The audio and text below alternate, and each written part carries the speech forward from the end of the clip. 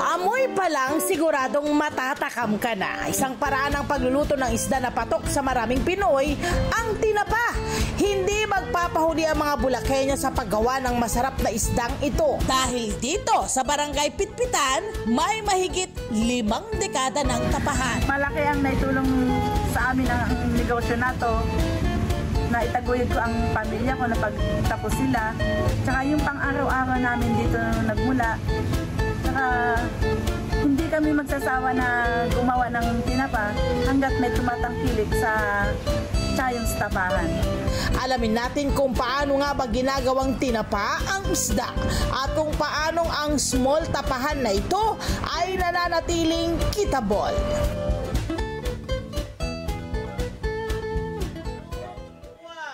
Good morning, Ate Marcy! Good morning din. Kumusta? Nako, eto na. Umpisa na natin. Paano nagsimula ang inyong tapahan at ano yung naging, kumbaga, naging plano ninyo dito sa tapahang ito? Paano ito nagsimula sa mga ninuno namin? Oo, dati pa. Pang ilang henerasyon na kayo? Marami na. Kasi ang tagal. Ilang years na ba ito? Ito, nasa 50 years nang mahigit. Oo, ganun na katagal. Nagpasa-pasa At sino po nagpapatakbo nito, Ate Mercy, bukod po sa inyo? Ngayon ako lang mag-isa kasi wala na sila. Puro pinamano. Oo, pati pamilya ko. Mga anak mo, apo mo, pamangkin mo, mga ganyan. Sila yung nag-aasikaso. Parang family business. Correct. Okay. Siyempre, sino po ang nagturo sa inyo? Siyempre, pinasa nga sa inyo, no? Sino nagpasa sa inyo ng tapahang ito? Ang pangalan niyang tunay, si Rosario de la Cruz. Ayun. Kaya Chayongs ang ano niya. Chayong. Balit Chahin. Oo, okay. Kayo na po nagtuloy nito. Opo, pinaano na sa amin, pinamana. Ano, ayan. Sige, game my friend. Go for it. Ano ba ang ating mga isda na ginagamit dito? Yun, umpisa na natin.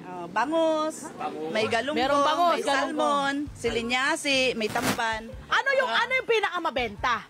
Bangus, Bangus. kasi boneless. Ayun! Mas Talaga. pinaka ano yun, kasi pang abroad. Oo, ayun!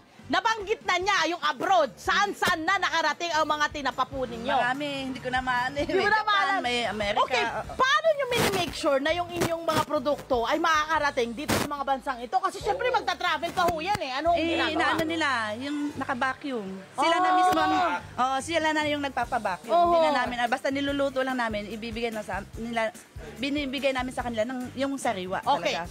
At mula naman po sa mga produkto ninyo, saan galing yung mga raw materials po ninyo? Yung inyong mga raw na isda, saan? Karamihan, yung mga isdang maliliit, doon yan sa Malabon. Ayun! Sa konsignasyon. Okay. Pero ang bangus naman kasi, meron sa Bulacan. Kaya dito na kayo kumuha. Matataba ang mga bangus dito.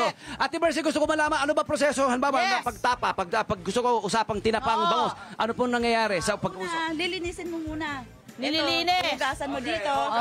Tapos, Lilinisin natin ng ating bangus. Nililinis. Pagkatapos nililinis. lalagyan natin ng asin. I-marinate muna natin siya. I-marinate muna natin. Oo, sa asin para magkaroon ng alat sa loob. Tapos, pagkatapos nun, ilalagay dun sa kumukulong tubig. Kailangan pakuluan. Gaano katagal ang pagpapakulo? 15 minutes. 15 minutes ang pagpapakulo. Dito tayo. Yan. Papakuluan dito. Meron bang mga meron ba kayong flavoring na nilalagay? Na may nakita ako parang merong Ano lang, tanglad? pampabango. Tanglad! Galing! So, ganyan po ang ginagawa po ninyo. May tanglad, may lemongrass.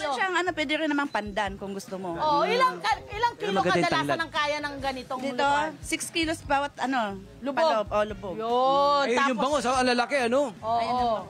Ayan may bangus Ayun wala, sanay na siya. Ayan, ibababad na po niya ng ganyan. Okay. Tapos papausukan. Pagkababad, sana Paano po itatapa? ito na. Sa lastay. Ilalagay na sa mga ganito. Opo. Okay. Oo. At pagkatapos niyan, pagkalagay ho dito, saan ho darating natin doon sa pausok. Dito tayo, halika dito tayo sa pausok. Ito na yung kanilang pausok. Dadali na raw sa pausok. Mula ilalagay sa lastay. Ang pausok nila ay sarili nilang gawa. Lahat ng gamit nyo rito, sarili nilang gawa, no? Anong meron dito sa inyong pausok? Hoy, wag kayong baka sabi nyo, ang dumi naman yan. Hindi po. Ha? Saan yan? Dahil Sa usok yan yan. sa usok, kaya ho ganyan yan, ha? Ayan na, pati ho ako na, Okay yan ang amoy ng magandang kita. Yes! Ayun! Ayun! Yeah, pakita natin. Gano'ng katagal ho pinapausukan yan, Ate Mercy? 30 minutes hanggang, depende kasi sa kusot. May kusot kasi matagal makaluto. Kaya umaabot minsan ng Okay. isang oras Anong, mahigit. anong klaseng kusot ang gamit ho ninyo? Palo China. Ayun. Yung mabango.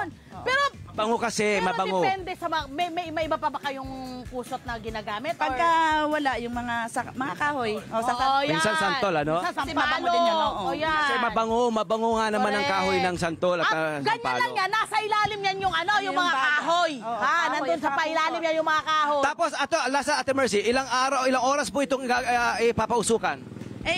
Minsan mahigit isang oras kasi ang bangos binabaliktad pa yon. Yun, Hindi ka baliktad. anong mga isda na kahit kalating oras lang pwede na Pag siya. maliliit. Oo, maliliit. Ayan, depende pala sa laki. So ito, pag nakuha na, dadalhin na dito.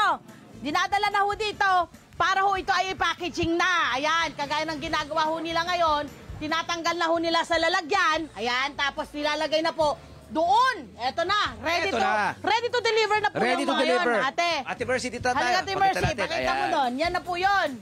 Ngayong araw na ito, ilan ang order po ninyo? Marami po yan. Marami ngayon. Kanya-kanyang Anong order. oras kayo nag-umpisa para ma-produce nyo po yung order para sa araw na to? Alas 7. Ng gabi? Ng umaga. Ng umaga. Hanggang Tapos, gabi. Hanggang gabi na yan. Kagabi 11 kami natapos. Ate Mercy, nagpapahinga ka pa ba? Oo naman. Grabe. Ito po, gaano po katagal ang ating mga bangus, yung mga tinapa natin, yung shelf Yung life shelf nito? life niya. Basta't naka-freezer yan kahit ilang buwan. Walang problema. Freezer lang. Magtatagal. Kasi nga, pre-preserve. saka natural ang pagkakaluto. Tapos ganito, Yun yun, ang pagkaka-preserve nito. Oh, di ba? Napaka-traditional kasi ng pagtapa, di ba? Yung para Oo. mag-cure. Tama yung pagpapakulo. Kaya tumatagal siya. Dati silang mag-asawa lang ang empleyado nito. Ngayon, magano karami ng mga empleyado nyo? Pagkaano kasi, yung iba, naghanap pa ng ibang trabaho. Oo, Siyempre, oo. palit-palit. Pero marami rin kayo Marami nabibigyan na, ng trabaho. marami na. Okay. Sige, sa presyo naman po tayo. Doon tayo sa presyuhan. Ayan, magpresyuhan na tayo.